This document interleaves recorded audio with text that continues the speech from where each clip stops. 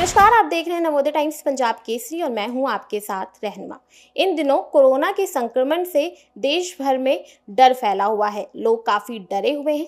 लेकिन क्या आपको पता है कि कोरोना से भी ज़्यादा मौतें तंबाकू खाने से होती हैं?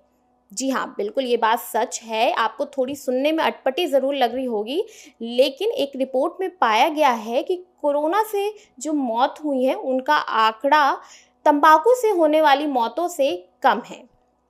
तो उसके बावजूद भी लोग तंबाकू को नज़रअंदाज कर रहे हैं और लगातार कंज्यूम कर रहे हैं। चाहे बूढ़ा हो या युवा हो, सभी तंबाकू खा रहे हैं किसी ना किसी रूप में। चाहे वो धूम्रपान कर रहे हों या गुटखा खा रहे हों या खैनी खा रहे हों। और आजकल तो नए नए रूप आ गए हैं तंबाकू के, जैसे कि वेपिंग, ई सिगरेट और हुक्का। तो इन्हीं सब बिंदुओं पर बातचीत करने के लिए आज हम मौजूद हैं कैलाश दीपक हॉस्पिटल में। और हमारे साथ मौजूद हैं बहुत ही जाने माने डॉक्टर सौरभ जी, जो हमें बताएंगे कि तंबाकू कितनी जानलेवा है। बहुत बहुत स्वागत है सर आपका नवोदय टाइम्स पंजाब केसरी में। मैं doctor Saurabh Mukherjee, senior consultant surgical oncology, Kailash Deepak hospital से हूँ। मैं कैंसर का सर्जन हूँ। हमारे पास काफ़ी पेशेंट आते हैं कैंसर के सर्जरी के लिए, और उन्हीं में मोस्टली पाया जाता है कि किसी न किसी तरीके से वो लोग पुराने या पास्ट टाइम में तंबाकू का सेवन करते हैं, या तो सिगरेट हो या खैनी हो या पान मसाला हो, ऐसे टाइप। तंबाकू से कौन कौन से कैंसर हो सकते हैं सर? तंबाकू से कई किस्म के कैंसर होता है। पहले तो तंबाकू दो किस्म के होते हैं। एक है स्मोकलेस, जैसे में खैनी, सुपारी, पान मसाला ये होता है। दूसरा होता है स्मोक, जो सिगरेट होता है। अब आप देखेंगे तो तंबाकू से पहला तो है मुंह का कैंसर, लैरिंग्स, फेरिंग्स, फूड पाइप का जो इसोफेगस है, लंग कैंसर, 90% लंग कैंसर तंबाकू से एसोसिएटेड है। स्टमक कैंसर है, कोलन का, बरियात की नली का कैंसर, साथ में किडनी का कैंसर, यूरिनरी ब्लैडर, पैंक्रियास का कैंसर जो बहुत ही खतरनाक माना जाता है। फीमेल में cervical cancer is associated with smoking. आजकल का जो युवा है वो वेपिंग करता है, ई सिगरेट लेता है, और उनका तर्क ये है कि इन सब ये ज़्यादा खतरनाक नहीं होता क्योंकि इसमें तंबाकू कम होता है। तो ये मिथ है? मैम, तंबाकू तो होता है, कम अमाउंट में होता है, बट अभी शोध चल रहा है, काफ़ी स्टडीज़ चल रही है। इसमें निकल के आ रहा है कि इससे भी कैंसर हो सकता है।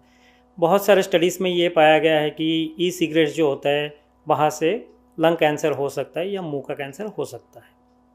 सो मेरे हिसाब से तो ये सब बढ़ावा नहीं देना चाहिए, बंद कर देना चाहिए। तंबाकू से रिप्रोडक्टिव हेल्थ पे कितना असर पड़ता है? मैम, जो तंबाकू का जो लंबे टाइम तक जो सेवन करते हैं, वैसे महिलाओं का फर्टिलिटी रेट कम होता है, तो उनका जो प्रजनन का जो क्षमता होता है वो भी कम होती है। तो मेल या फीमेल किसको ज़्यादा असर पड़ता है इससे? फीमेल्स को ज़्यादा पड़ता है, बट मेल्स अगर क्रोनिक स्मोकर हो तो उनका जो स्पर्म का क्वालिटी है या जो मोटिलिटी है वो भी काफ़ी कम होता है। तो अल्टीमेटली जाके फर्टिलिटी रेट जो होता है वो काफ़ी कम देखा गया है।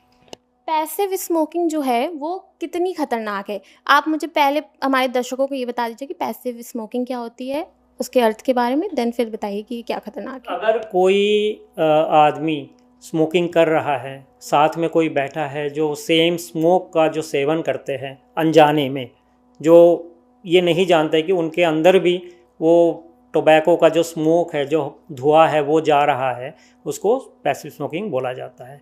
पैसिव स्मोकिंग का भी असर बहुत ख़राब होता है। लंग कैंसर का एक बहुत बड़ा रीज़न पैसिव स्मोकिंग भी है। और ये देखा गया है कि जो एक्टिव स्मोकिंग करते हैं उनसे बिल्कुल बराबर का ही असर रहता है पैसिव स्मोकिंग में भी। कई लोग ये सोचते हैं कि थोड़ा सा स्मोक करने से या थोड़ा तंबाकू लेने से ज़्यादा असर नहीं होता। अगर वो हफ्ते में एक बार कर रहे हैं या महीने में 4-5 बार हो गया, तो इससे उनकी सेहत पे उतना असर नहीं पड़ेगा। ये धारणा जो है बिल्कुल गलत है। कम अमाउंट में हो बट लंबे टाइम तक अगर कोई सेवन करता हो तो डेफिनेटली जितना भी कैंसर का रिस्क है वो बढ़ता जाता है। एक सवाल मेरा ये है कि अक्सर लोग ऐसा कहते हैं कि उनको स्ट्रेस होता है इसलिए वो स्मोक करते हैं, और उनका स्ट्रेस स्मोक करने से कम हो जाता है। अक्सर युवा यही बात कहता है। ये मैडम एक्चुअली साइकोलॉजिकल इशू होता है।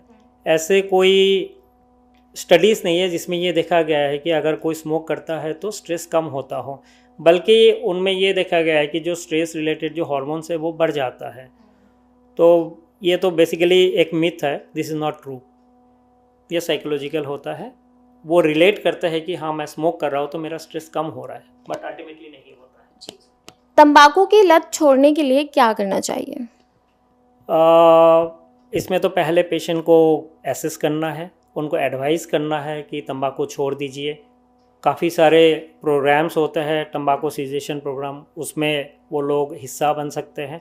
पेशेंट का विल पावर भी होना चाहिए कि हाँ मैं छोड़ सकता हूँ। बेसिकली इसमें काउंसलिंग की ज़रूरत होती है, रिपीटेड काउंसलिंग होता है और एक डेडलाइन सेट कर दिया जाता है पेशेंटों को, या जो भी पर्सन जो स्मोक करता है उनको डेडलाइन दिया जाता है कि अगले 7 दिन तक आप स्मोक मत कीजिए। फिर उनको काउंसिल किया जाता है, 7वें दिन ये बोला जाता है कि नेक्स्ट 15 डेज़ तक आप स्मोकिंग मत कीजिए। तो धीरे धीरे जो है वो टाइम बढ़ा दिया जाता है।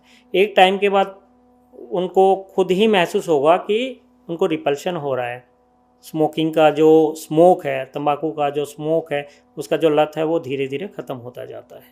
पहला टारगेट तो हमारा ये होना चाहिए काउंसलिंग। सेकेंड स्टेप जो है वो है एसेस। आपको एसेस करना है कि पेशेंट कितना विलिंग है उसको छोड़ने के लिए। अगर विलिंग है और अगर धीरे धीरे हम लोग टाइमलाइन बढ़ाते रहते हैं, उनको भी देख रहे हो, उनका हमारा जो टारगेट है दिन का कि 1 महीने तक आप स्मोक मत कीजिए या खैनी मत लीजिए, वो फॉलो कर रहे हैं, तो उनको और इनकरेज करना होता है कि आप इस टाइमलाइन को बढ़ाते रहिए। नेक्स्ट जो होता है कि अगर बहुत सारे लोग ऐसे होते हैं कि वो छोड़ नहीं पाते, उनके लिए कुछ मेडिसिन होते हैं वो दिया जाता है, कुछ टैबलेट्स होते हैं, उससे भी स्मोकिंग का जो लत है वो धीरे धीरे कम होता जाता है। भारत में ना पान खाने का कल्चर है, लोग मीठा पान खा लेते हैं, तो ये कितनी खतरनाक है? इसका खतरनाक हम इस बात से अंदाज़ा लगा सकते हैं कि मुंह का जो कैंसर होता है अराउंड 90% पेशेंट में पान, तंबाकू, गुटखा से होता है। सो हमें ये सब चीज़ से अवॉइड करना चाहिए, उनको समझाना चाहिए कि इससे बहुत तरीके की बीमारी होती है इंक्लूडिंग माउथ कैंसर।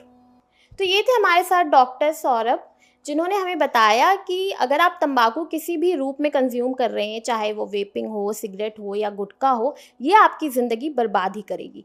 तो तंबाकू से दूरी बनाइए और अपने आसपास के लोगों को भी बचाइए।